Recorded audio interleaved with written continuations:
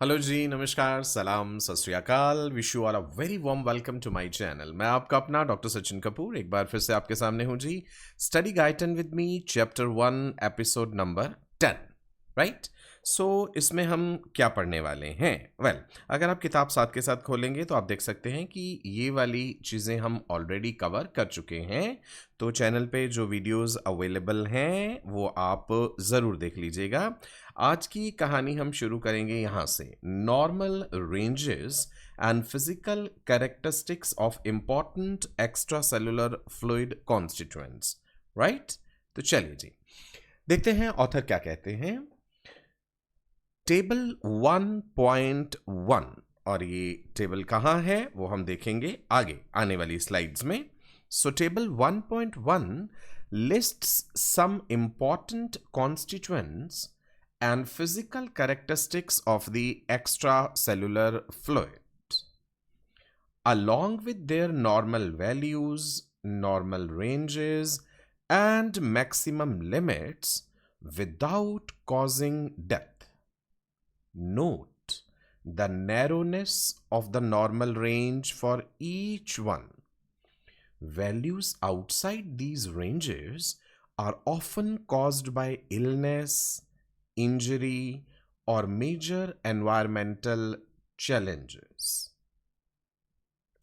So पहली line, table 1.1 में दिखाया गया है कि कोशिकाओं के बाहर मौजूद तरल, that means extra cellular fluid में कौन कौन से जरूरी तत्व होते हैं, उनके सामान्य स्तर क्या होते हैं, मीन्स उनकी नॉर्मल वैल्यूज क्या हैं, और कितनी अधिकता तक शरीर उन्हें सह सकता है बिना मृत्यु के।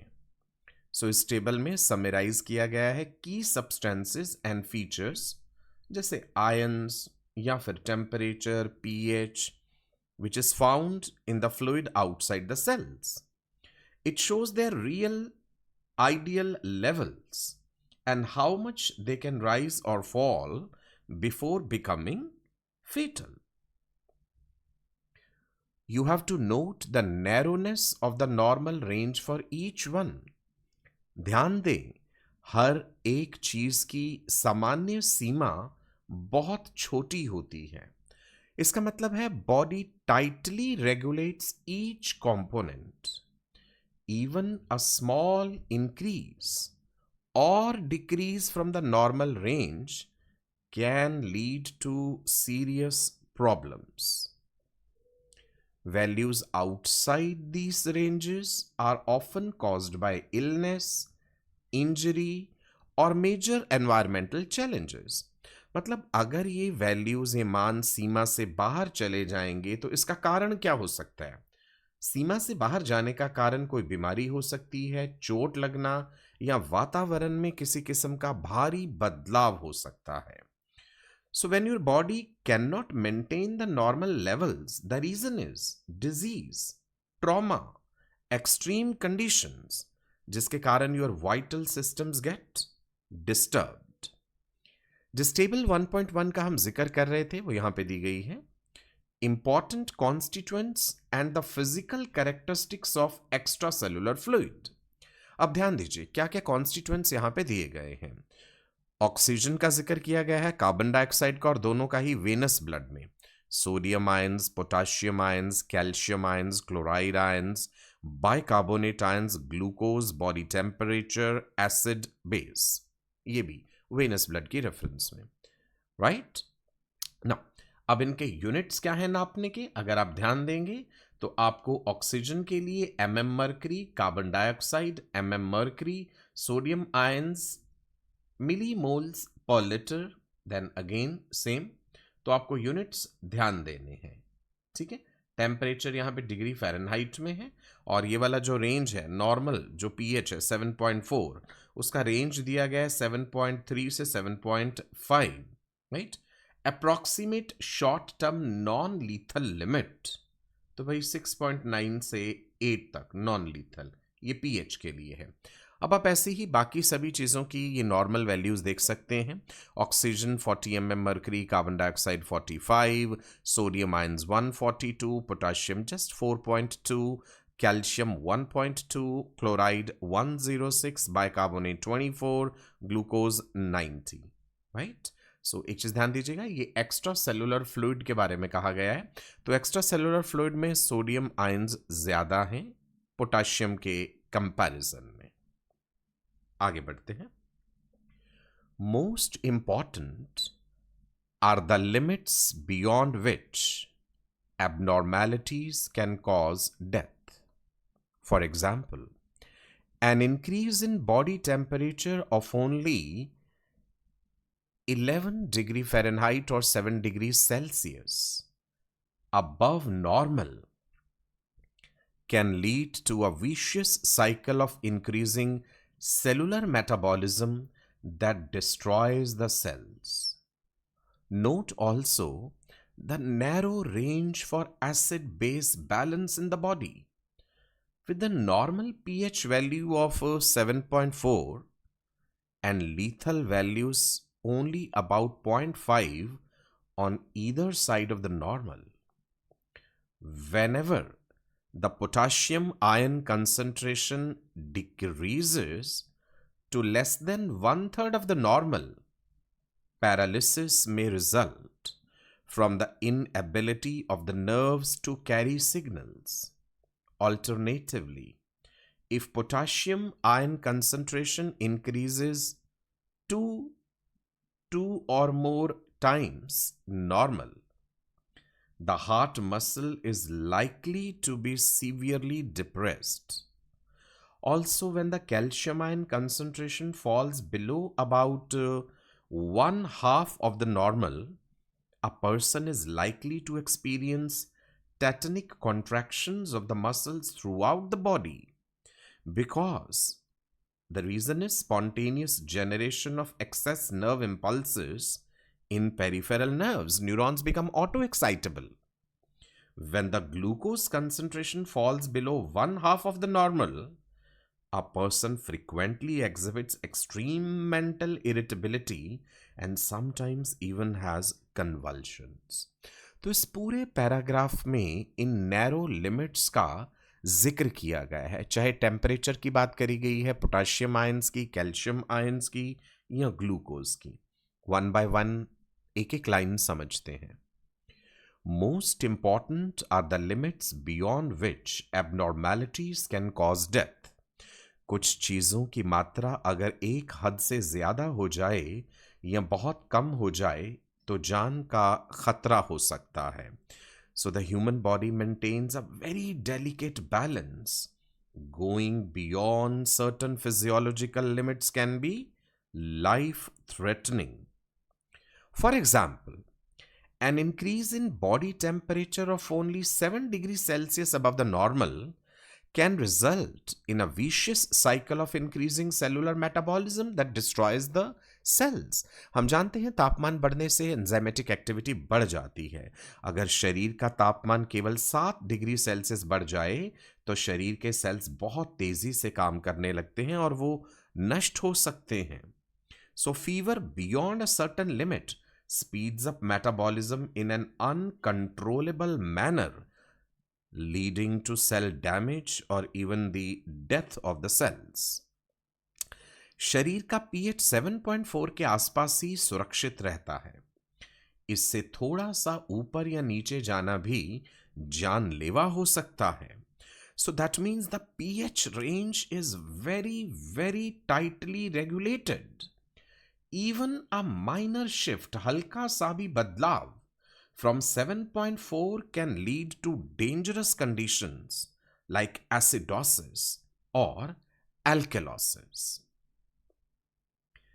Whenever the potassium ion concentration decreases to less than 1/3 of the normal, अगर शरीर में पोटाशियम बहुत कम हो जाता है तो नसें काम करना बंद कर सकती हैं और शरीर लकवाग्रस्त हो सकता है. यहाँ पे नसें नर्व्स के लिए वर्ड यूज किया गया है. सो पैरालिसिस में result from the inability of the nerves to carry signals. We know potassium ions play very important role in nerve impulse transmission along with sodium ions. So potassium is essential for nerve signal transmission. A drastic drop hinders this process, causing muscle weakness or paralysis. और अगर potassium बहुत ज्यादा बढ़ जाए तो दिल की मांसपेशियां सुस्त हो जाती हैं और दिल की गति धीमी हो सकती है. So high potassium means hyperkalaemia impairs the cardiac muscle activity and may lead to cardiac arrest. और अगर हम कैल्शियम का जिक्र करें, अगर शरीर में कैल्शियम बहुत कम हो जाएगा तो मांसपेशियां अकड़ने लगती हैं और पूरे शरीर में झटके महसूस हो सकते हैं, मतलब टेटनिक contractions. The person will experience टेटनिक contractions of muscles. क्यों? Because when the calcium ion concentration falls below 1/2 of the normal, so the neurons they become auto excitable. हम जानते हैं कैल्शियम आयंस का बहुत इंपॉर्टेंट रोल होता है मसल कॉन्ट्रैक्शन में, लेकिन कैल्शियम का लेवल डाउन जाने से मसल कैसे कॉन्ट्रैक्ट करने लगेंगे? बिकॉज जो न्यूरॉन्स हैं वो ऑटो एक्साइटेबल हो जाएंगे और वो इम्पल्सेस सेंड करने लगेंगे मसल्स को कॉन्ट्रैक्ट होने के लिए. So neurons become auto excitable and they send impulses to muscles resulting in contractions. तो दैट मीन्स कैल्शियम का लेवल भी बहुत प्रॉपर तरीके से रेगुलेटेड रहना चाहिए. अगर हम ग्लूकोज की बात करें, when the glucose concentration falls below 1/2 of the normal, a person frequently exhibits extreme mental irritability and sometimes even has convulsions. मतलब अगर शरीर में शुगर बहुत कम हो जाए तो इंसान चिड़चिड़ा हो जाएगा और दौरे भी पड़ सकते हैं. Because glucose is the primary source of energy for brain, hypoglycaemia यानी ग्लूकोज का कम हो जाना causes the brain to malfunction, leading to mood swings and seizures. These examples should give one an appreciation for the necessity of the vast numbers of control systems that keep the body operating in health. In the absence of any one of these controls, serious body malfunctions or even death can result. तो ये बातें हमें समझाती हैं कि शरीर को ठीक से चलाने के लिए बहुत सारी कंट्रोल करने वाले सिस्टम्स जरूरी होते हैं. We know that human body has so many systems: hormonal system, neural system, immune system, which are working together to keep everything stable and healthy. So these examples, they show how delicate this balance is. आगे बढ़ते हैं. In the absence of any one of these controls, serious body malfunction or even death can result. मतलब अगर इनमें से कोई भी control system काम ना करे तो शरीर बिगड़ सकता है और जान भी जा सकती है. Every control system in the body is playing a very critical role. If one system fails, like the blood sugar regulation, temperature control, electrolyte balance, नतीजे काफी खतरनाक हो सकते हैं. The results can be fatal. मृत्यु भी हो सकती है. नेक्स्ट आगे बढ़ते हैं और जिक्र करते हैं कि इन कंट्रोल सिस्टम्स के कैरेक्टरिस्टिक्स क्या हैं. So characteristics of control systems. The aforementioned examples, जिन एग्जाम्पल्स का भी अभी हमने जिक्र करा, of the homeostatic control mechanisms are only a few of the many thousands operating in the body, all of which have some common characteristic as explained in this section.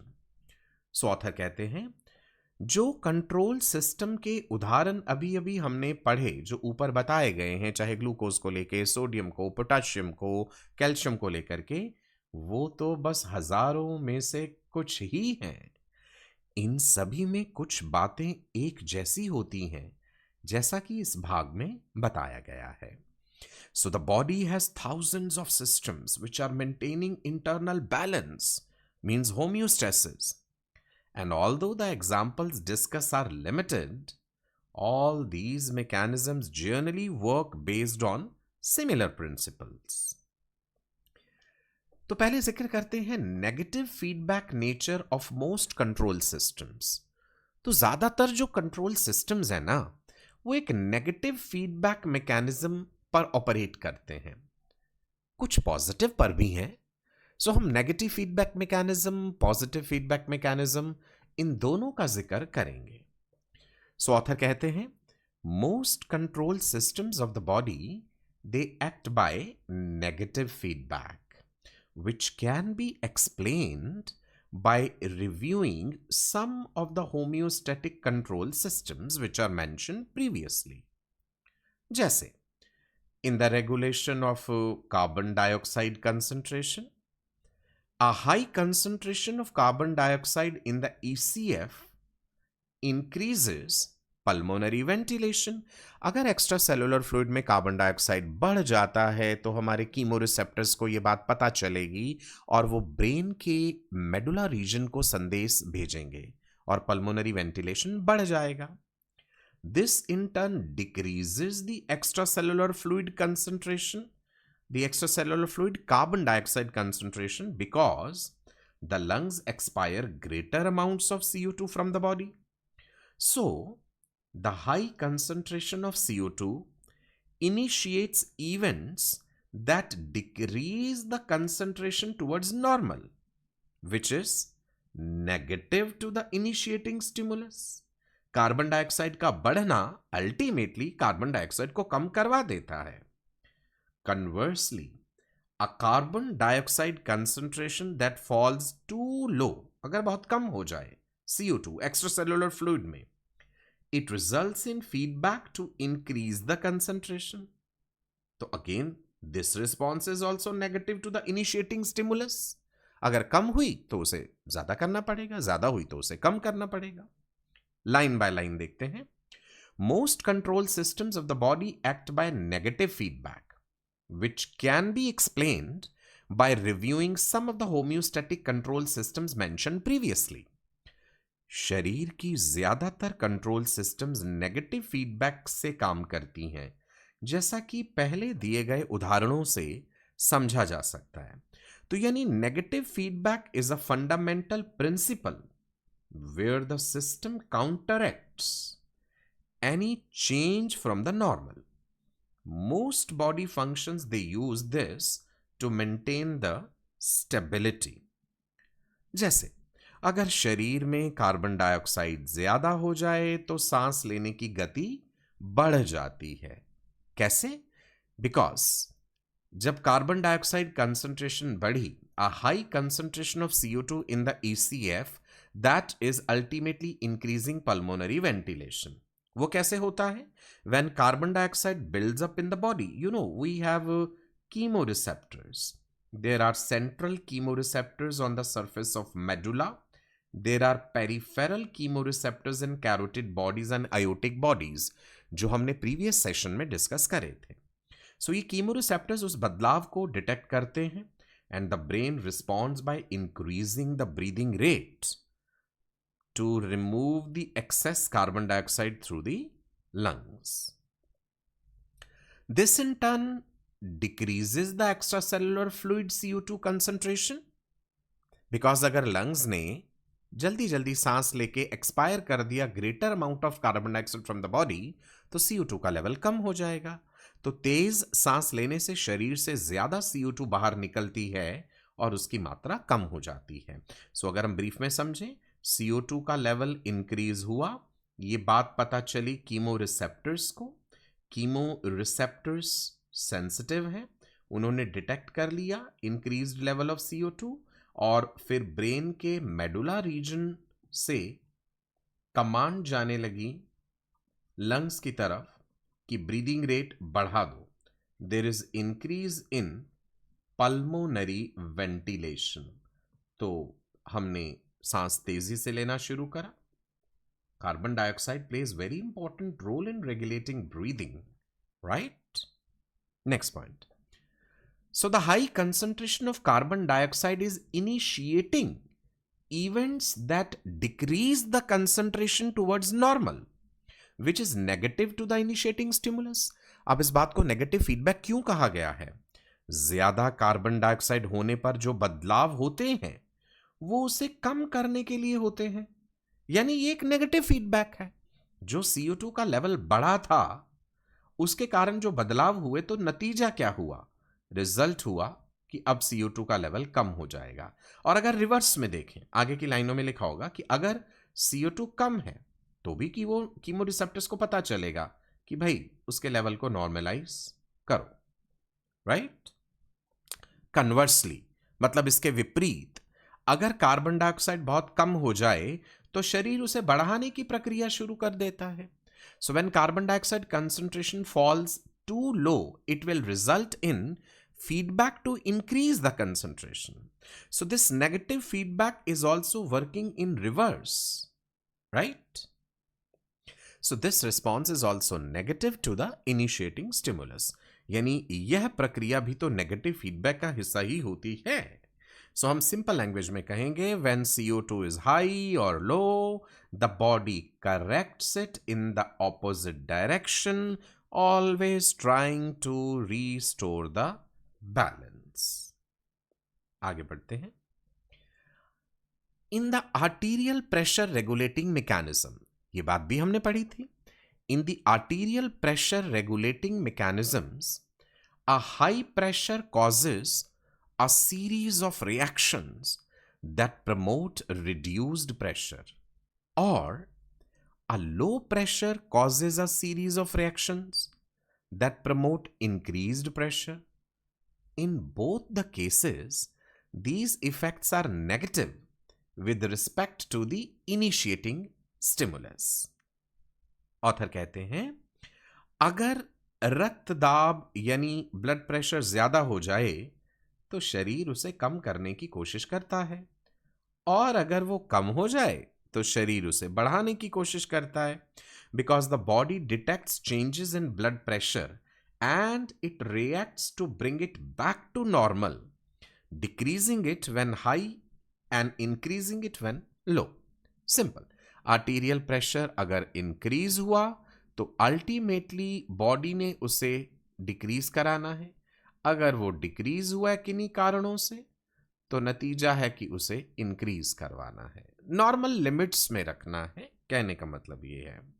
So in both these cases the effects are negative with respect to the initiating stimulus. मतलब दोनों ही cases में शरीर उल्टी दिशा में काम कर रहा है, तो इसलिए इसे नेगेटिव फीडबैक कहते हैं। ठीक है जी, राइट? आगे बढ़ते हैं। So therefore in general, if some factor becomes excessive or deficient, कोई फैक्टर एक्सेस में हो गया है या वो फैक्टर डेफिशिएंट हो गया है, चाहे वो फैक्टर CO2 की बात करें, चाहे वो फैक्टर हम आर्टीरियल प्रेशर की बात करें, दोनों चीजें ही लिख लेते हैं बिकॉज यही तो दो एग्जाम्पल्स हैं जो डिस्कस करी गई हैं, आर्टीरियल प्रेशर या CO2. So in general, if some factor becomes excessive or deficient, a control system initiates negative feedback, which consists of a series of changes that return the factor towards a certain mean value, and it maintains homeostasis. तो ये दोनों cases में ही हमने देखा कि एक negative feedback mechanism operate करता है जो कि इनको नॉर्मलाइज कर देगा, right? Negative feedback mechanism operate करेगा किस लिए? होम्योस्टेसिस को मेंटेन करने के लिए। वही, ना तो ब्लड प्रेशर ज्यादा बढ़ना चाहिए और ना ही घटना चाहिए। सो जब कोई चीज शरीर में बहुत ज्यादा या बहुत कम हो जाती है तो शरीर के कंट्रोल सिस्टम उसे फिर से नॉर्मल करने के लिए बदलाव करते हैं। इसी को नेगेटिव फीडबैक कहते हैं और यही होम्योस्टेसिस बनाए रखता है।